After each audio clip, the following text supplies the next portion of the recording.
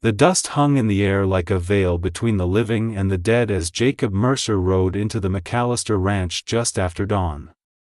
He was 22 years old, though his eyes carried the weariness of someone who had seen too much too soon. The war had ended 3 years ago, but the echoes of cannon fire still woke him most nights, drenched in sweat and reaching for a rifle that wasn't there. He had come west to forget, to rebuild, to find some measure of peace in the wide open spaces where a man could lose himself in work and never have to explain the nightmares that followed him like shadows. The McAllister place was known throughout 3 counties for breeding the finest horses in Texas. Jacob had saved every penny from 2 years of ranch work, sleeping in bunkhouses and eating beans from a tin plate, all for this moment. He needed a good horse, a reliable partner for the life he was trying to build on the small piece of land he had claimed near the Colorado River. A horse meant independence. It meant survival. It meant he could finally stop drifting and put down roots in soil that might actually hold him. He had expected to deal with Duncan McAllister, the rancher whose reputation was as solid as the live oak trees that dotted his property. Instead, when he dismounted near the corral, a woman emerged from the barn with a saddle slung over one shoulder as if it weighed nothing at all. She was tall and lean, with dark hair pulled back in a practical braid that hung down her back. Her face was sun-weathered and strong, beautiful in a way that had nothing to do with softness and everything to do with the fierce competence that radiated from her like heat from a forge. She looked to be in her mid-30s, and she moved with the confident grace of someone who had long ago stopped caring what the world thought of her. She set the saddle on the fence rail and studied him with eyes the color of creek water in winter, sharp and assessing. He felt exposed under that gaze, as if she could see straight through to all the broken places he kept hidden. Most people looked at him and saw a young man trying to make his way. She seemed to see something else entirely, something he wasn't sure he wanted examined too closely. Her name was Catherine McAllister, and within 10 minutes of conversation, Jacob learned that she ran the ranch. Her father had died the previous winter, leaving everything to her. There were no brothers, no husband, no male relative to inherit what tradition said should never belong to a woman. The neighboring ranchers had waited like vultures for her to fail, to sell out, to find some man to take over what they believed she couldn't possibly manage alone. She had proven them all wrong with a stubbornness that had become legendary and a skill with horses that bordered on supernatural. She showed him the horses, a magnificent herd of paints and sorrels and one striking black stallion that moved like liquid darkness across the corral. Jacob's practiced. I could see the quality in every animal, the strong legs and deep chests and intelligent eyes that marked horses bred by someone who truly understood them. He had expected to choose quickly, to make his purchase and leave. Instead, he found himself lingering, asking questions, listening to Catherine talk about bloodlines and training methods with a passion that made her whole face transform. She didn't try to oversell or flatter. She told him the truth about each horse, their strengths and their quirks, which ones were gentle enough for a green rider and which ones needed an experienced hand. When he finally pointed to a sturdy roan mare with kind eyes, Catherine nodded approvingly but then surprised him by suggesting he take the mare out for a day's work first, to see if they suited each other.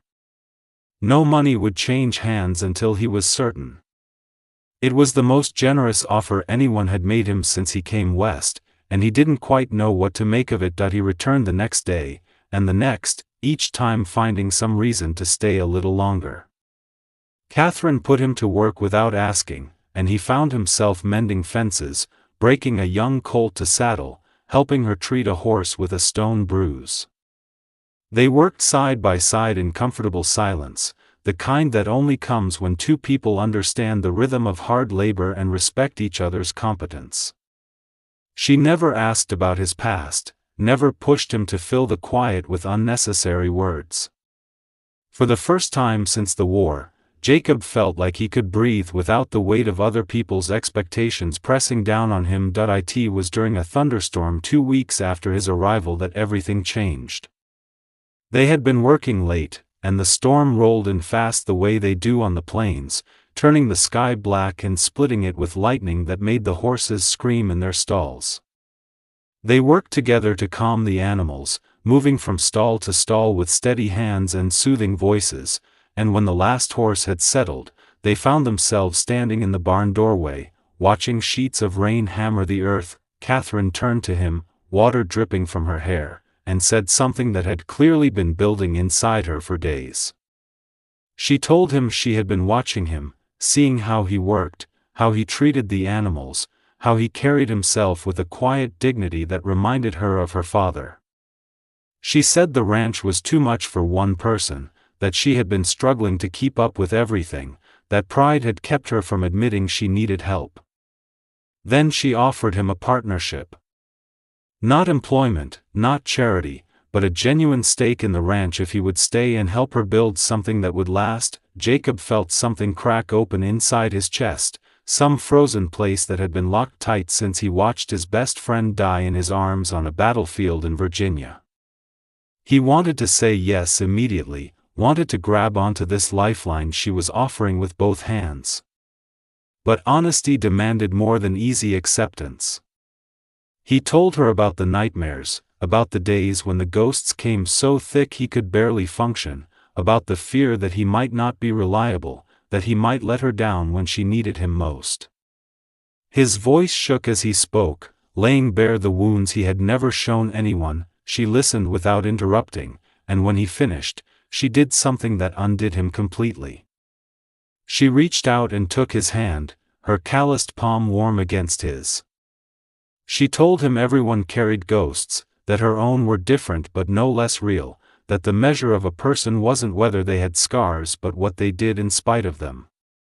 She said she was taking a chance on him because she recognized something essential in him, a core of goodness that the war hadn't managed to destroy.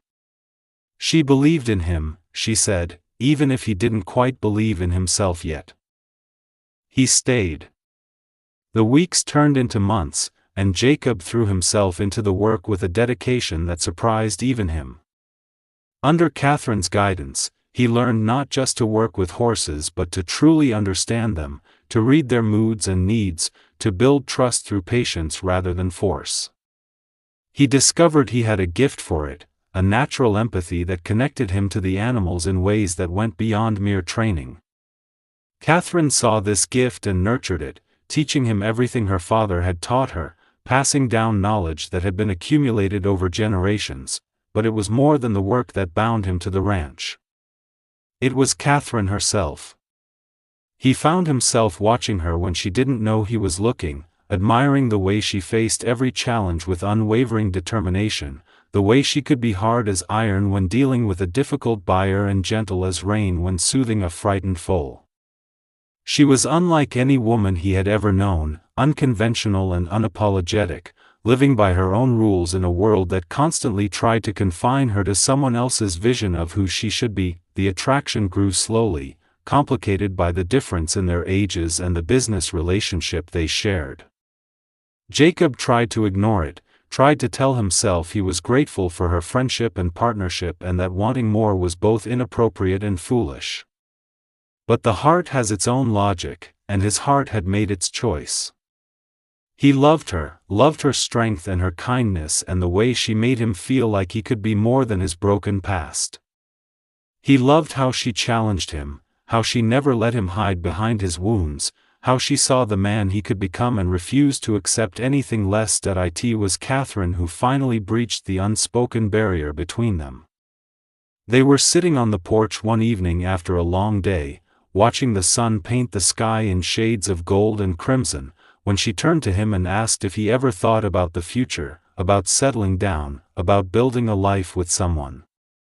Her voice was carefully casual, but he could hear the vulnerability beneath the words, could see the fear of rejection in her eyes. She had taken the first brave step, and now it was his turn to match her courage. He told her the truth.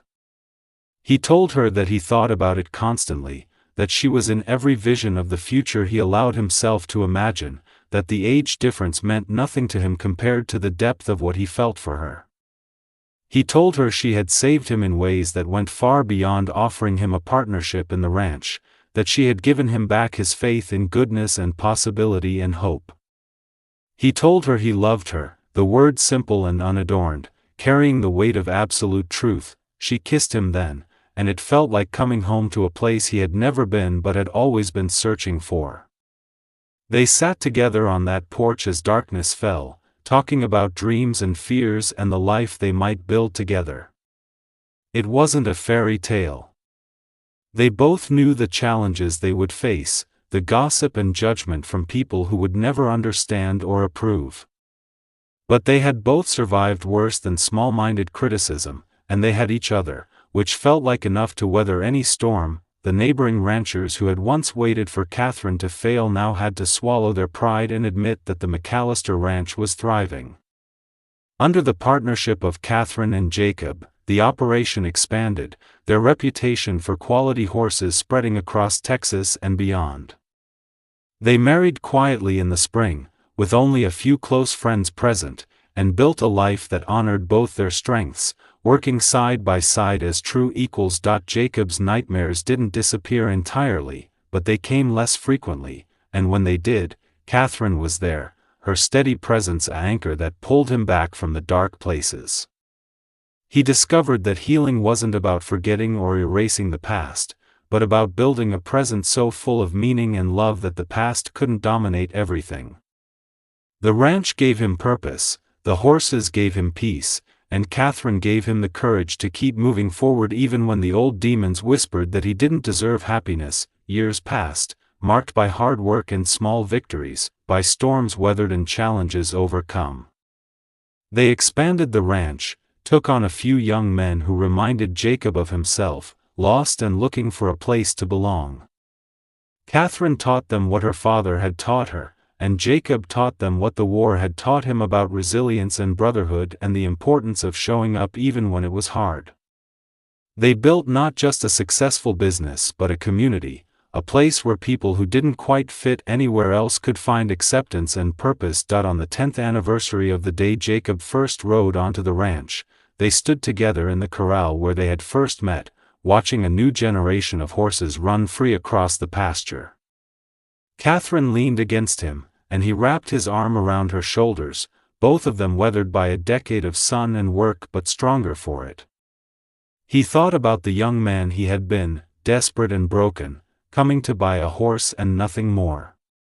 He thought about how a 35-year-old woman had looked at him and seen potential where others saw only damage, had offered him not just a partnership but a chance at redemption and love and a life worth living. He had come for a horse, but Catherine had chosen him instead, and in doing so, she had changed his fate forever. She had given him something far more valuable than the finest animal ever bred, something that couldn't be bought or sold but only freely given.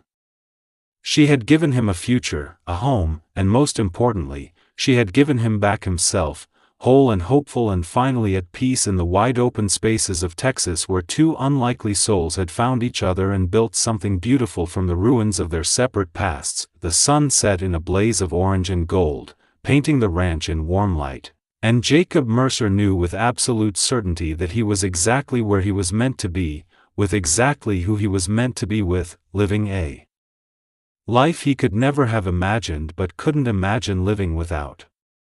He had been lost, and she had found him. He had been broken, and she had helped him heal.